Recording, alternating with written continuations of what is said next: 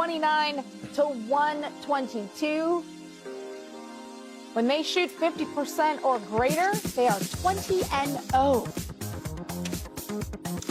All right, let's talk a little bit about this team. Dennis, defense, you like it? I liked it tonight, Zeke, because I think Kenny Atkinson said this team likes to be in the lane. They like to be in the mid-range. They don't shoot a lot of threes.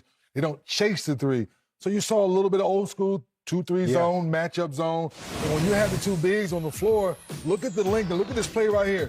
There's nowhere to go. J-Dub, Shea, we know you love to get in that paint.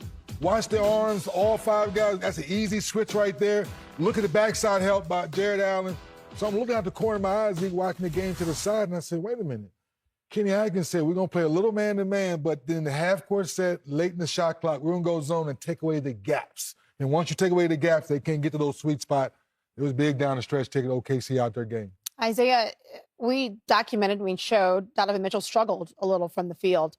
A lot of Dort defense on him.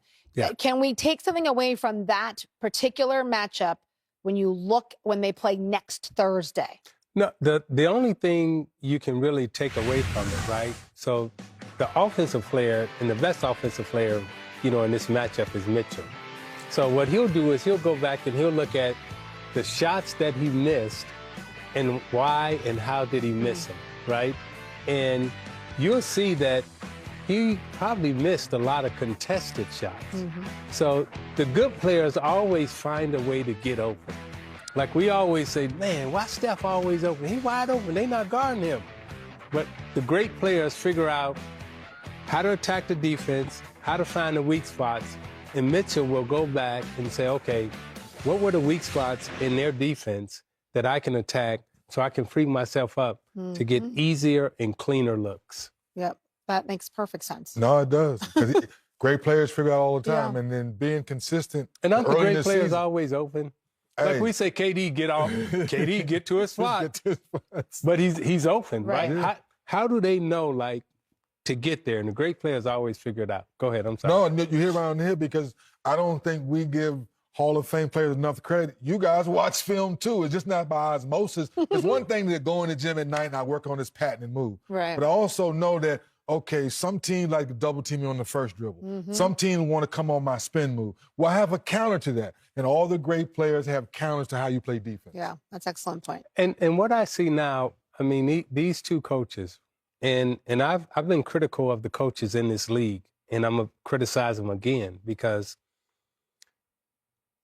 it used to be that you said defensively, I have to worry about this guy coming on my second dribble. I have to worry about this guy coming on my spin. Right now, the only thing the offensive player has to worry about is who's switching on me. And who do I get now. And who do I get who do I get to pick to play against every time down court? Because I understand my opponent's defensive scheme. And as an offensive player, once I understand your defensive scheme, that's like a quarterback figuring out, oh, they're going to play too deep the whole game. They're not blitzing me, and I get to play against a zone the whole game. He's just going to pick you apart. Right. And that's what the great offensive players do. But our coaches right now, they give no variation in defense. A player will get hot, and you'll say, man, he got 50 points with no double team. No double team. Anthony Edwards right now is saying, man, I'm getting double teamed. Guess what? So we don't want you to get 50. That's right. But we did see some zone tonight. Yes. We saw some variations. To take OKC out of their sweet spot. Come on, coaches. It ain't just about offense and you shoot 53s, Yeah. Say that again. Say he's going to go vegan and come play basketball with us. Yeah, man. He would already in better shape than 90% of us that play. He looks good. You should follow his Instagram. A lot of workout videos. Not really. Not really. All right, let's get into this. This was a huge win, because Cleveland, and people will talk about the East and what the East looks like. They're 11-0 against the West this year. So, I mean, that is an absolute statement. Well, Cleveland has what it takes to beat anybody. They're not just a team that beats up on the cupcakes in this league. They go to the Western Conference and they wreck shop. They have one of the better backcourts. They also have a good front court.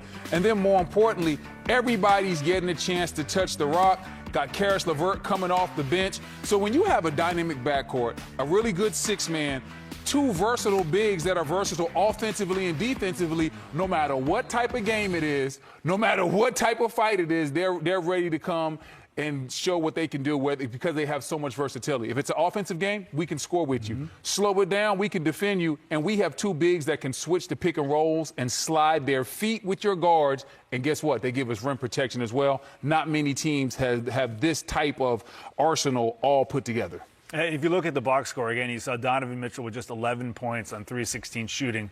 You would have thought it might not be a great night for Cleveland, but again, this roster is just built different the way they play. It is. I mean, I've always looked now, if it's 16 shots for Donovan, 15, 11, and 13 for the two bigs, that's what they have to win. And also for me is, look at their turnovers. Because the two guards are not dominating over dribbling, they're getting a chance to have other people eat, like B. Wood said. And unfortunately for Donovan Mitchell right now, you ran into a Lou Dort. Dort's one of the best. And then also they have switchable guards that can play Donovan Mitchell. Anytime you run a pick and roll, unless it's with Hardenstein, you're going to have a guy that can pick you up that can definitely play you. And I think that's where OKC's defense is showing that even without another big, they are one of the top defenders because they get into you, they force you to do something you don't want to. What I like about their defense, be able to watch them, they are going to make you make a play that you don't want to. They don't sit back and say, hey, let me collect your offense. No, we're going to get into you. You're going to go right or left. You're just not going to dance with it. That's the one thing I like about them. I love that, too. And I love the fact that even when they bring their young guys off the bench, those guys have defensive energy and intensity as well. So there's never a let-up. And we talked about them not having Chet. When they bring Chet in, that's another dynamic because now they have their switchable big man that gives them rim protection, and that's another layer that this team is going to add on. This was a great game. Both of these teams are in great shape. I love the competitive spirit. I love just a little bit of feistiness. You could tell they really wanted it. It was a regular season game, but it had a playoff feel.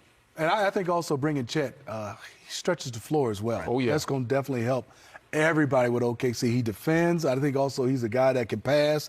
There's a lot of bigs you can give it to him and they can't make the next play. Right. All four of these bigs can make the next play as far as handling the basketball and being able to switch. Coming up next Thursday, we've got the rematch of this, and it's going to be on TNT. Cavs and Thunder. This one in OKC, followed by the Rockets and the Kings. And we go back to kind of the NBA Cup when we saw OKC lose that game, and you look at this one too with the size. I think the size is one thing, right? For OKC right now, without Chet, that's the one way they get beaten up a little bit, right? Just because they're a little bit smaller. I think in the NBA Cup, I was trying to stress to people they're missing the other Jalen Williams as well. Yes. People look at his stats and like tonight, it's just 1 for 1. He's only played 11 minutes. It's the little things he does. He takes charges. He comes out there, he gives them energy, keeps balls alive. He can switch. You add him and Chet. That's three bigs that's going to be pretty good. He is a guy, and also he's knocking down three-point shots. I think he's going to be a great addition to him because he doesn't have to play 25 minutes, right. He would. It's going to be 17 to 18 minutes, but those are going to be some big-time minutes. And you also, like in a game like tonight, you need him just to go out there, use that big body, take up some fouls, lean on Jared Allen a little bit because Jared Allen had 7 offensive rebounds, and that doesn't count the balls where he got fouled or when he just kept them alive. So he was all over the glass. They definitely need a couple more big bodies. Well, B. Wood talking about going vegan earlier on. DeAndre Jordan, he's a vegan. Here's your final score. Cleveland wins at 129-122. The home team wins it. Remember, the rematch of this game is next Thursday over on TNT. Let's listen to head coach Kenny Atkinson from after the game. It's a beautiful game. I think it had playoff atmosphere, playoff competition. Guys were